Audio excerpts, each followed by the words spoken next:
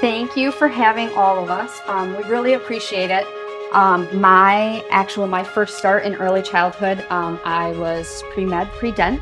I went up to school and I volunteered and taught little kids how to read. And I said, nope, that's it. Education is where I need to be.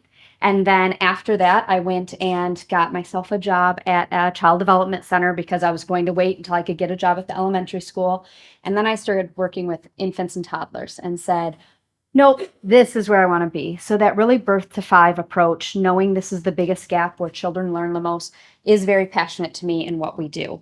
Then I started learning about Head Start and early Head Start and what we do, again, being mission based, that we're here to help not only the children that come into our centers, but also that we work with the parents to help them establish and maintain goals and then reach those goals as they work through the program. So we do a lot of really great stuff. I'm going to highlight that here when we start discussing that. And anytime, like, this is a presentation for you to understand what we do in the program and how you're a part of that. Community is really how we are basically funded, and we'll explain that. Anytime you come into the building, you sign into the building, you're literally like paying that community, like showing the community involvement that we have. So, and of course, anytime a Sparty calls and they want to have you guys on campus, I'm like, yes, for sure. Every Head Start has a company that will run them, another mission-based organization that runs them. So we are grant teamed up with CACS, Capital Area Community Services, where that will help you. And I'll say one piece that I didn't have before I came to Head Start is I started in Okemos, and I didn't feel like I had a lot of that community resource piece that came in. So then if I had a family that said, I have some homelessness I'm dealing with, I didn't know what to do. I'll date myself here, but I'll say I started with the yellow pages, not even Google, but I started looking through there how I would help with homelessness. We have everything, and we're kind of a one-stop shop for what everyone would need in the neighborhood. So we serve children and families. We provide comprehensive services. You'll hear that a couple of different times. Comprehensive services, again, just means that we're all connected. We're all collaborating together to serve the parent and the child. Some of the things birth to five that we really focus on is obviously school readiness is what you think of all the time. And sometimes right away you're going to think about the ABCs and 1, 2, 3s.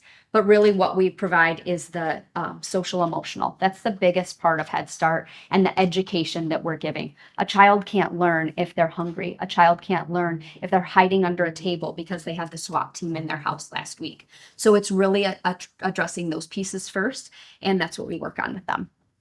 Early intervention disability services. So meaning they come in and have we recognize right away some speech, some gross motor, some situations that we're having, and we get them involved right away in that early intervention process. Dual language resources, again, like Nolana was saying, we have a dual language coordinator now and really working on that, the EID purpose in our mission statement so that we're including that. So we don't have a parent that has to come to we'll say a parent teacher conference. Back in the day, you'd have the child translate for the parent. And obviously that doesn't do a lot because there's some parent connections that we have to make adult to adult. So that dual language services is a big resource that we have now. Parent education workshops, and like we said, we know parents are the really first teachers. So we have the parent education workshops working together to teach the parents how to teach their children. We do things that are very tangible. So we would say in your home, have them sort socks. And we talk about how making patterns would be. Then maybe counting the socks, sorting your dishes when they come out. So really working on things that can be at their hand. You don't have to go to Target and you don't have to buy the most expensive puzzle you see on the shelf. You can do things at home. Talking when we're driving along and they recognize the McDonald's arches or the Target bullseye. My kids know that one really well. If you see that, then you know that's early literacy. So we work with parents on teaching them those things. And then obviously community resources is a big piece that we give. Any way that we can connect with the community and bring everyone in to tag those together. So this is kind of our wheel that we call, this is our really comprehensive wheel of what we do at our agency. So we have education, that's me in the purple circle. Then early intervention disability services, like we talked about. We have a transportation department that tries to use community needs assessment to see who can't get to school if they don't have a ride. If we don't provide it, how can we work with the local CATA, Dean Transportation to get the child to school? Community resources, So anything that might be happening at Allen Street Farmers Market is a big community resource that we work with. Food banks, our CACS organization, helping them with weatherization, food. Human resources is in there to help a lot of our parents. A big push is getting our children's parents in there and letting them have a job in our program, working together, and again, learning those educational philosophies and working with their children, not in the same classroom, but down the hall from them and having them involved in that piece of the education. Quality assurance is, we'll say, the box checking that has to happen to make sure that we're providing an equitable experience to all the children and safety. Our health services, making sure that children have their dentals done, making sure that their physicals are done. And again, knowing that if a child has 7 cavities, that's going to be a lot of pain, and how can they, pay attention and learn from what we're doing. So working on those health services in there. And then we have a parent family community engagement piece. So this is a really fun part of our department where we would connect. We'd start with something fun like a family fun night, bringing the children in, doing some learning activities with them. And then we start to talk to the parents about, what do you need? Do you need a Thanksgiving basket this year? Do you need to connect with some of your local resources for housing? And we have parent goals for all the families. So every family, it could be anything from stopping smoking, getting your GED, and then going into if you'd like to buy your own home.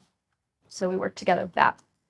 And then eligibility, recruitment, selection, enrollment, and attendance. That is another piece of our department that's where if you see anything out, you can see on your notepads that says our recruitment numbers and where children would enroll. And that's what we work on to get our children in.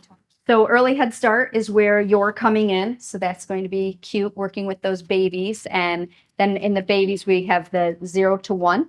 We have the 1 to 2-year-old classrooms, and we have the 2 to 3-year-old classrooms. After that classroom, that's when they transition into our preschool. We have home visiting also as part of our early Head Start. So if the children aren't ready for a traditional classroom, if you're not ready to drop your baby off at a school yet, then we have home visiting, again, where we come in, we meet with the parent, we meet with the child, and we work on different skills with the family and the child to get them along. Our Head Start, we have 38 full day classrooms right now. They are 7.5-hour days. We meet 4 days a week. Our 5th day on Fridays is our planning day. I know that when we were first planning, we had talked about how we could set up meeting on Fridays, and the preschool's not in, and early Head Start's in every other day or every other Friday. So if there's ever a time that you were missing and trying to fill in the gap, obviously working with your professor, but Fridays are a little bit touchy, but Monday through Fridays are pretty consistent days for us. This one is just to show, I just like seeing the visual of where we are and what we're doing. So you can see anywhere from Lansing, Charlotte, DeWitt, Eaton Rapids, Grand Ledge, the Cesar Chavez address is where you will all be. We are opening a new site in Lansing on the south side, Kendon. We're over all the way out on the south side, Miller, and then we come into East Lansing, St. John's, and Owasso. So we're pretty much all over the map with our sites. So this one is talking about when you're in the classrooms, things that you might hear when you're in there. So you might hear us talk about an education supervisor.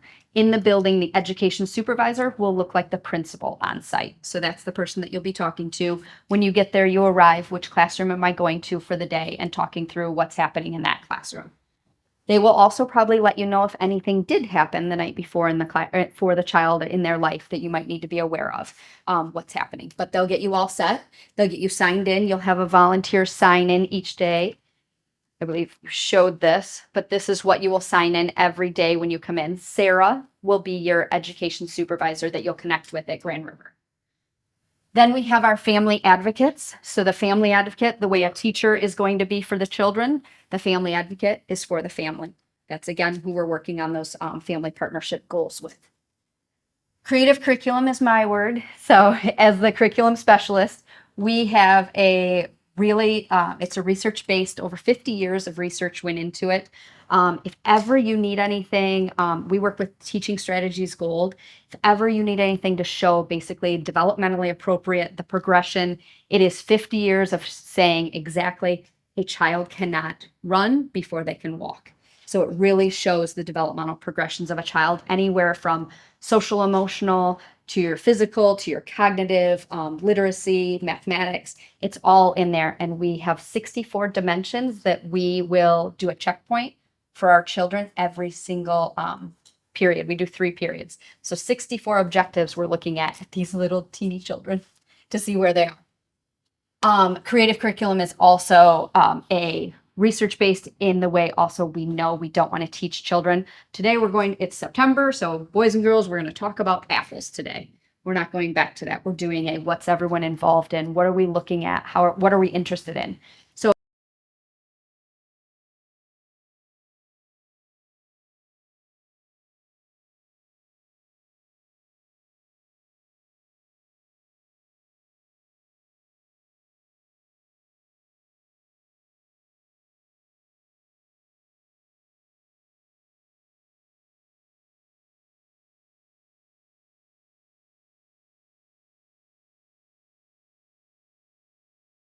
and then everything being into their interests also helps them that we start doing a what do we know, what do we want to know with them, the KWL charts, and checking with them on how we can really keep them invested. They'll say they saw a butterfly outside. What are we going to do?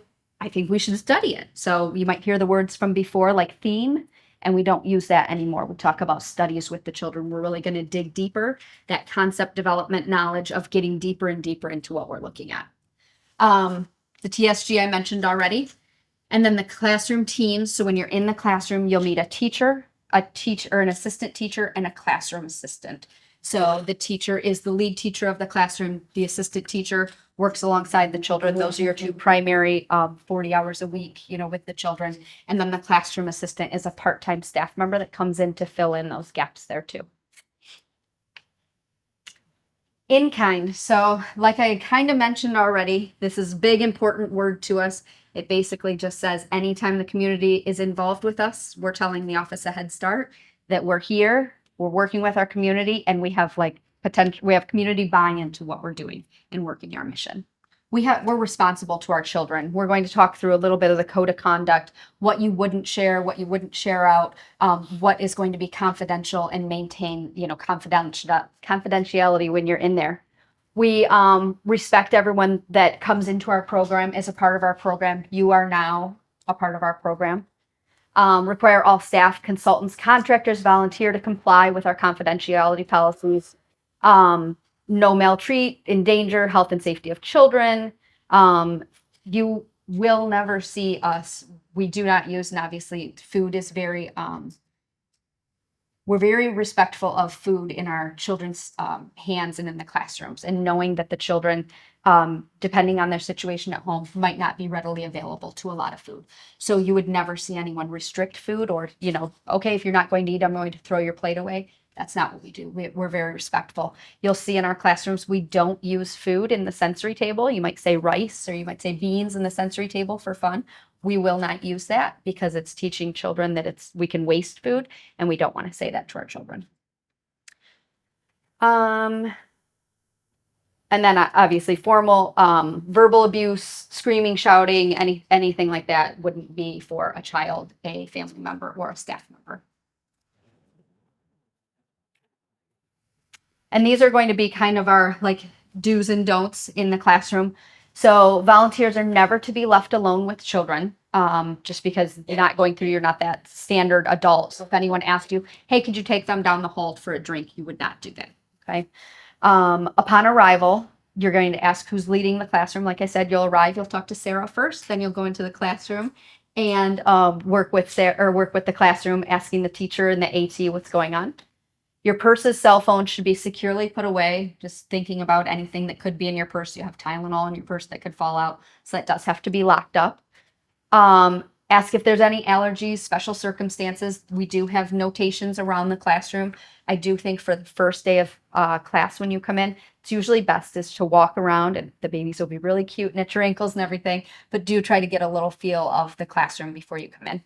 And you'll have a little bit of time, I think, in some of the classrooms with drop-off times. Some classrooms start at 8:30, some start at 9. I know you start a little bit earlier, so you'll be part of the team teaching with the teachers. So during that time, you'll be able to see postings on the wall. Check emergency plans, know where to go. An early Head Start standard is that every early Head Start classroom has to have an emergency exit, especially the infant room. It has to be within 50 feet so that you can take a crib on wheels and you can get out in case there was a fire or another emergency. Dress appropriately. Know that you're going to be up and down and moving all around in the classroom. So being comfortable, but at the same time, keeping everything covered up. You would not give children any medication. That would only be done by the teachers. And any accident that occurs in your presence, you may be asked to be part of the documentation process, what we're doing. But again, you're all part of our team at this point. Another scary word, but a word to say, you'll hear about this. Michigan Department of Education about 5 years ago rolled out some pretty strong wording with seclusion and restraint. So we maybe back in the day might have talked about, hugging a child or bear hugging a child that was out of control or anything. We don't do that anymore. So there is no seclusion or restraint that's happening. And the teacher would run anything. Obviously, a child that's running out towards the road, we would ask that you would bring them back in, but it wouldn't be anything like a kicking and screaming child putting over their shoulder. The way I always talk about it is if a child is saying yay, like hold me, that's great. We're in the green zone. If a child's like, don't touch me, get away from me, that's when we're going to back away from that.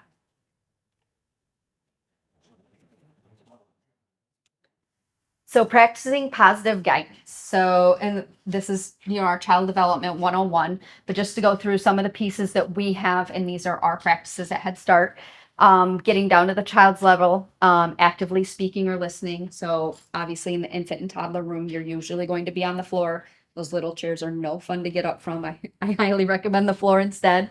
Join the child on the chairs or in the floor. Listen attentively when the child is speaking. Talk to the children, nod at them, and joining in that conversation. Like we talked about, and you'll look at the TSG binder to see some of those pieces on conversation and how you're going to elaborate their conversation. And again, my background is early childhood, so I know that the conversation means that a baby says baba and you say baba back to them. So working on that language with them.